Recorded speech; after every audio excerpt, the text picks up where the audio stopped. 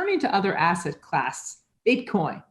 So Bitcoin, do you think, or what's your sort of vision for Bitcoin? Is it going to become a reserve currency? Is it scarcity value like real estate?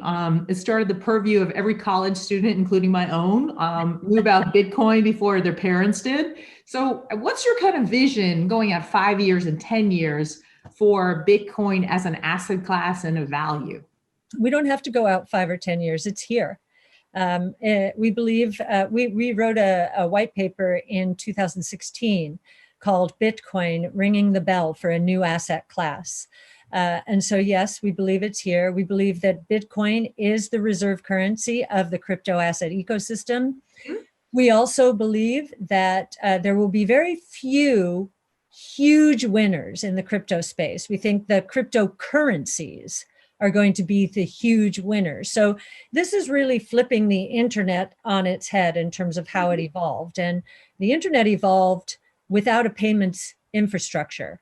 And the reason for that is nobody thought commerce would evolve on it. This was for intelligence and academia, and consumers in the United States weren't even allowed to use the internet legally until 1991, Telecommunications Act.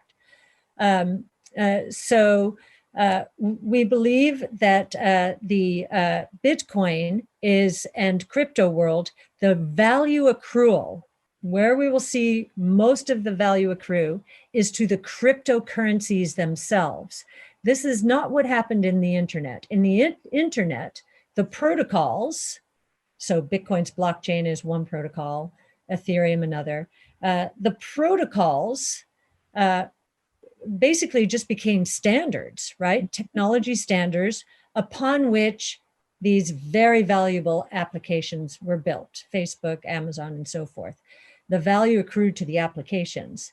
This time, we think the value will accrue to the protocols themselves and the currencies as measured by their currencies. We believe that Bitcoin is already the reserve currency of the crypto asset ecosystem.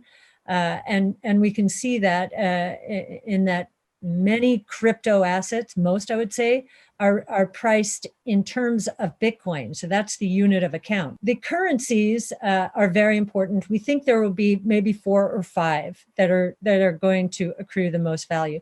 Now, DeFi, watching it evolve, I mean, we're in the Wild West, decentralized finance. It's very exciting. So that's probably why Ether is going to be another one. We do have a fund right now only with 2 currencies in it. This is a private fund, and that's Bitcoin and Ether, but we're scouring the scene. Some of the custody arrangements associated with others like Decred aren't quite there yet. So, you know, again, we're picking our spots carefully. And so, yes, we think it's an asset class. We think Bitcoin itself will, I was quoted in some paper, I never said this, but someone did some homework and added what I was saying up and said, you know, ARK thinks this is a $10 trillion opportunity when it came to Bitcoin. And I said, I never said that, but I did actually say it with the building blocks. We think institutional could be, institutional going to say 5 or 6% of institutional portfolios, again, very low correlation. And that's sort of where real estate and emerging markets went. That would add $500,000 to Bitcoin's price. So right there, that's nearly a 10-fold increase. If you look at playing the role of cash on the balance sheet, which is, we did not incorporate this into our institutional white paper because we didn't expect it, to be honest. But now we see Square and Tesla and MicroStrategy. They have diversified some. In the case of Square and Tesla, it's 5% and 8% respectively. MicroStrategy, it's 100% of their cash in Bitcoin. So if you were to expect 1%, if corporations did that, I think this is just a US calculation too, that would be a 40,000 increase in Bitcoin.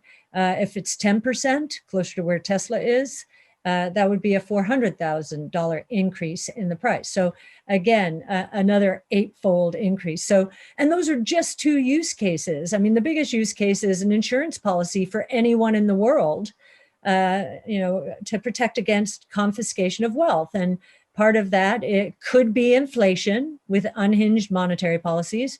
I think that's much more of a risk in emerging markets. And so I think we'll see a lot of insurance policies being taken out in the form of Bitcoin.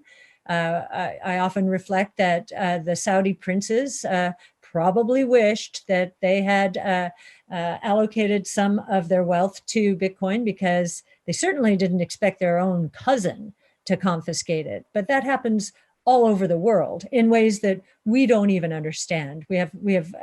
And so I think that insurance policy could be the biggest use case. So it would be replacing gold. Plus, there's no carrying and holding cost. Exactly. Which is a huge win.